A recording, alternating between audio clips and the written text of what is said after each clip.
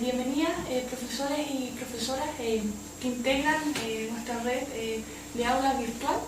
El día de hoy pretendemos hacer una pequeña reflexión en torno al proceso de ampliación y fortalecimiento de la ciudadanía femenina en Chile, considerando el marco en este caso del módulo de formación ciudadana que a partir de hoy estará disponible en el aula virtual para que ustedes puedan revisar.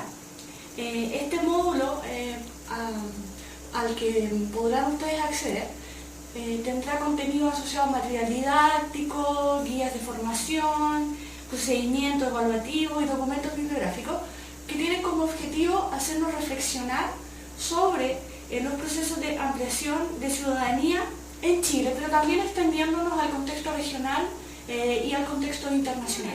Lo interesante es poder analizar nuestro pasado como país en relación a sus procesos de institucionalidad, sobre todo considerando que la institucionalidad pasada y vigente considera al ciudadano como aquel sujeto, ¿cierto?, que se integra al sistema electoral y por lo tanto limitando su participación en su calidad de sufragante.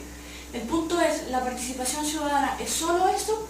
Pensando en los requerimientos actuales, aparece que la idea de ciudadanía necesariamente tiene que ser un concepto ampliado, que incorpore, por ejemplo, la participación del sujeto dentro de su sistema democrático como sujeto activo, con opinión, interesado por su comunidad, y por lo tanto aparece aquí un tema bien actual, sobre todo en consideración a nuestros jóvenes, sobre la democratización del Estado, pero también de las instancias y espacios públicos, así como una crisis, ¿cierto?, de representatividad, especialmente del sistema electoral y de partidos vigentes.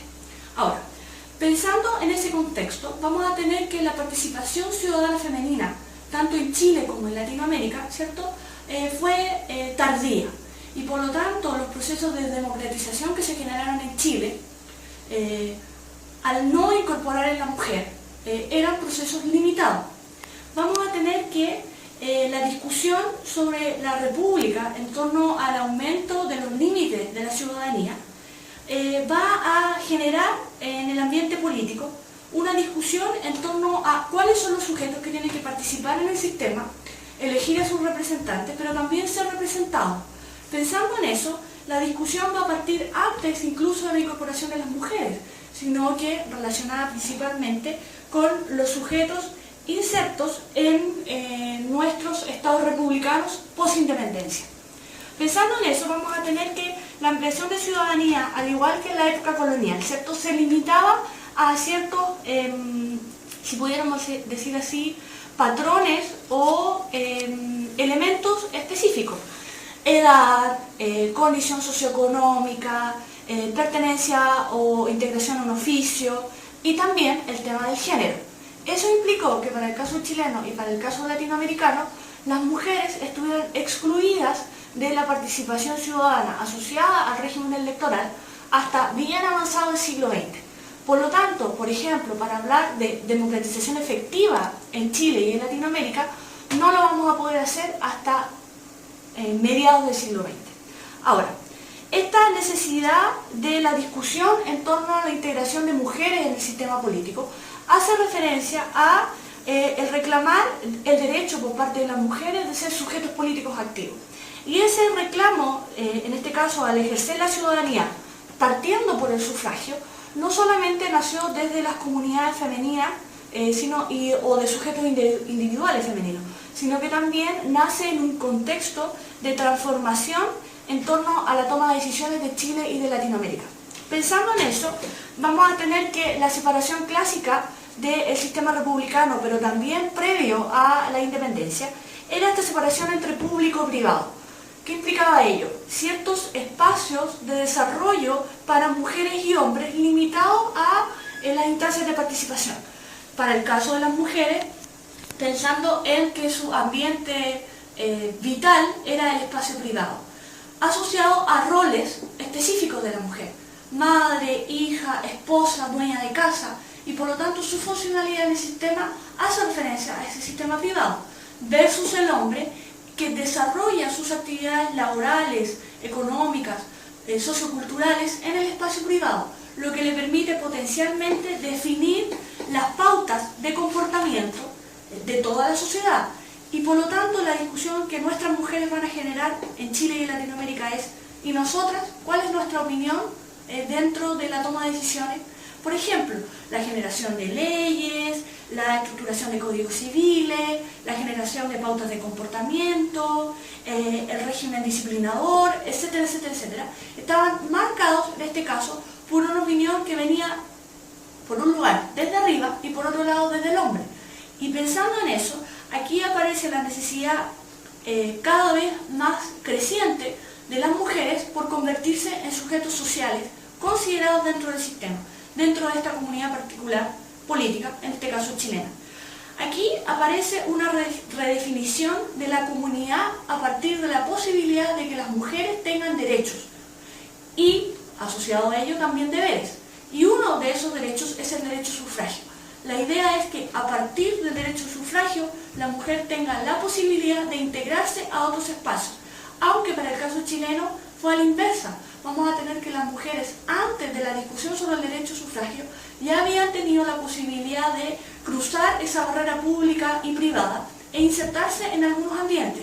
Por ejemplo, a través de la educación, a través de la cultura, a través del trabajo, que es el gran espacio en que las mujeres se van a insertar en el mundo público. Pensando en eso, estos derechos asociados de la mujer que se hacen referencia específicamente al sufragio, plantean que la participación civil, social, política y económica de la mujer no puede ser pensada única y exclusivamente a partir de esa instancia privada, sino que necesariamente tiene que generarse un debate público en torno a la participación de las mujeres como sujetos activos. Pensando en eso, vamos a tener que la discusión inicial sobre la participación ciudadana femenina se va a dar en el enfoque formal, o sea, de ciudadanía formal, en que nuestro sistema político plantea de que la ciudadanía formal es aquellos sujetos que tienen derecho, en este caso, al voto. Y por lo tanto, la primera discusión sobre la integración de las mujeres va a ser a partir de ampliar el sistema electoral y permitir que las mujeres puedan votar y ser votadas. Para el caso chileno en particular, aparece la idea de responsabilizar a la mujer desde un nivel individual, por ejemplo, en la participación en el espacio público y privado, pasando por un nivel social, responsabilidad, cooperación, solidaridad entre mujeres, y terminando en un nivel político que está relacionado con la participación en estas instancias democráticas. Ahora, para el caso de la mujer chilena, vamos a tener que dos grandes hitos son los que marcan su participación en el sistema político.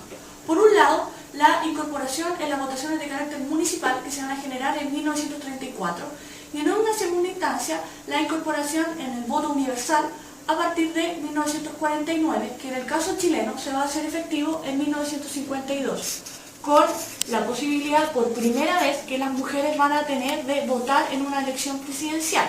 Ahora, la discusión en torno a la ciudadanía femenina para el caso chileno tenía tintes sociales, pero también políticos. Por ejemplo, esta clásica idea de que las mujeres chilenas potencialmente iban a ser mujeres conservadoras a la hora de votar, y por lo tanto incorporarlas al sistema político iba a favorecer a unos sobre otros.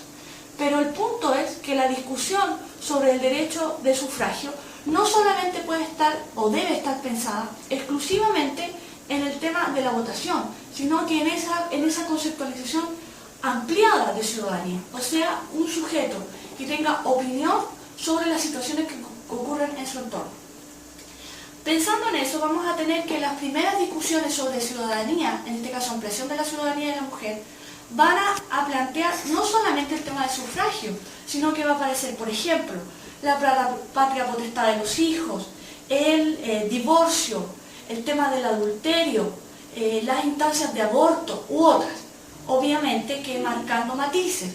Mujeres conservadoras, ¿cierto?, que marcan el foco de atención en el sufragio en pos de colaborar con la comunidad, por ejemplo, familiar, versus mujeres progresistas que plantean la idea de libertades de todo tipo para las mujeres, no solamente libertades públicas, sino que también, por ejemplo, libertades reproductivas, derecho de asociación u otras.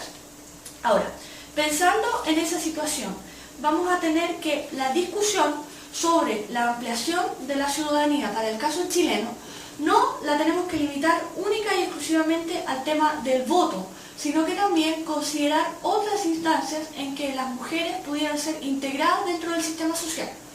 Un claro ejemplo de ello es lo que ocurre con la ciudadanía asociada a derechos y deberes en relación a los códigos civiles.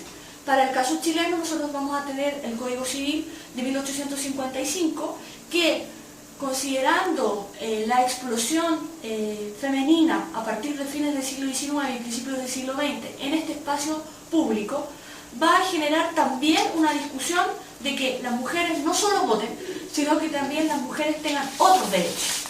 Esos derechos, para el caso particular chileno, dicen relación con derechos de carácter civil. Por ejemplo, ampliar el estatuto jurídico de las mujeres. Para el caso particular chileno, pero para el caso latinoamericano, esa situación se va a generar a partir de 1920 con la ampliación de las reformas de estatuto civil en Latinoamérica. Va a ocurrir en el caso argentino, va a ocurrir en el caso mexicano, al igual que va a ocurrir en el caso chileno. ¿Y cuál es la idea?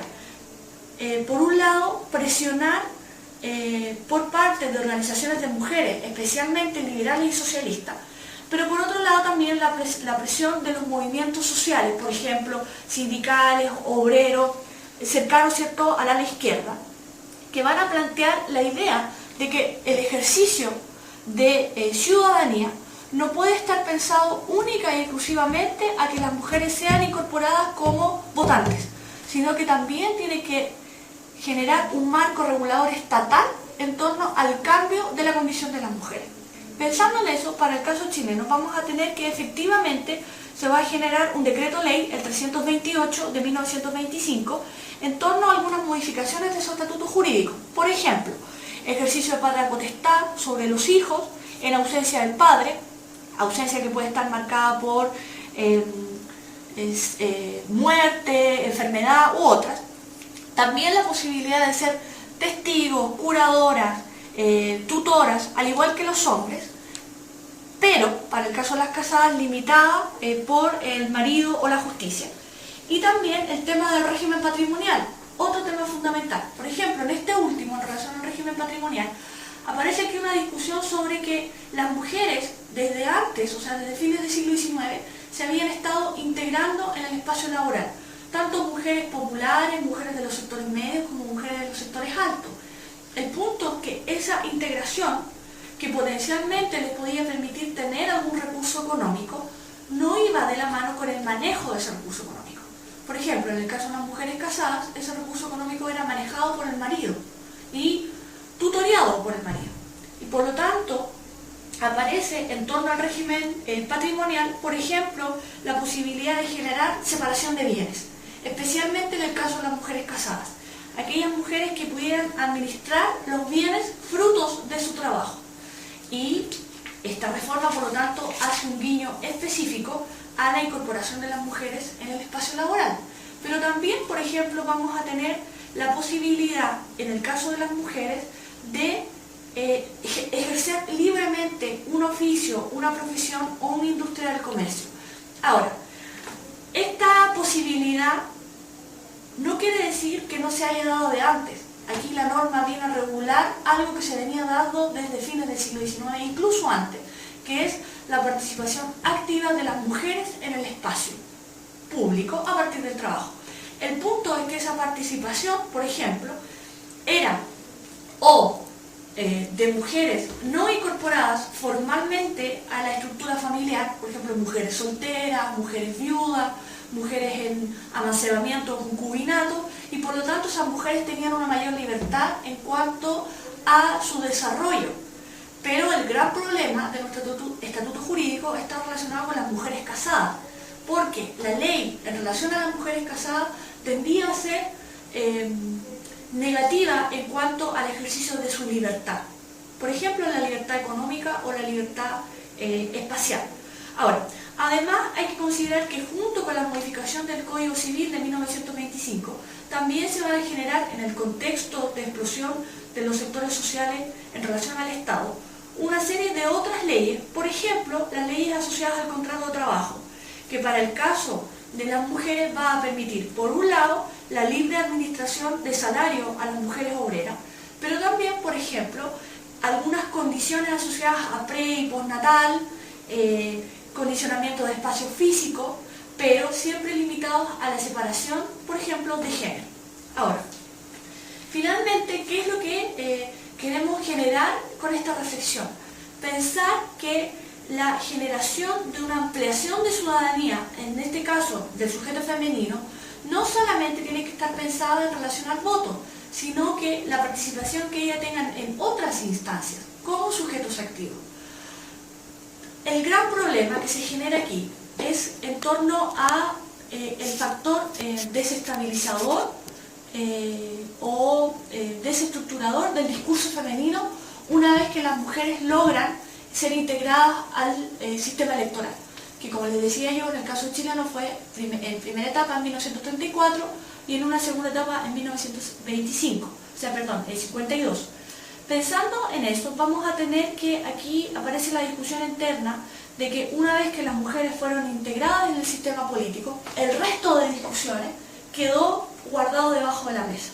Por ejemplo, el tema del aborto, que es un tema recurrente para el caso chileno hasta el día de hoy, sobre todo que no tenemos ciertas políticas claras de parte del Estado en torno al control del cuerpo y del espacio reproductivo por parte de la mujer.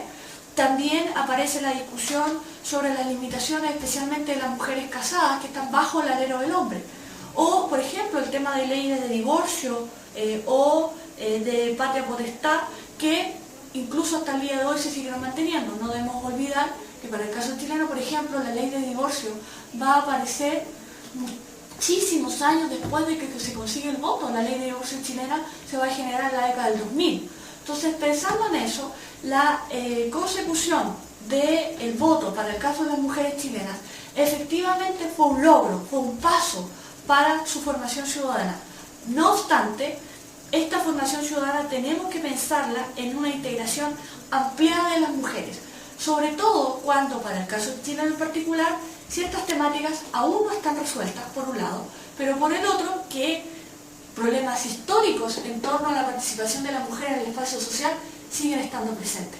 Un ejemplo, por mencionar, es lo que sucede con nuestra participación en el espacio laboral, que sigue estando limitada por el género, en que las mujeres hoy en día, 2014, por ejemplo, cumpliendo las mismas funciones del hombre, ganan un sueldo menor. ¿Qué nos depara para el futuro entonces? Generar una discusión en distintos ámbitos con nuestros estudiantes, en nuestras aulas, con la comunidad en la que nosotros estamos insertas, sobre los niveles de participación que efectivamente para el caso de la mujer y para la sociedad en general han ido creciendo, pero que nos deparan una serie de desafíos para el futuro. Muchas gracias.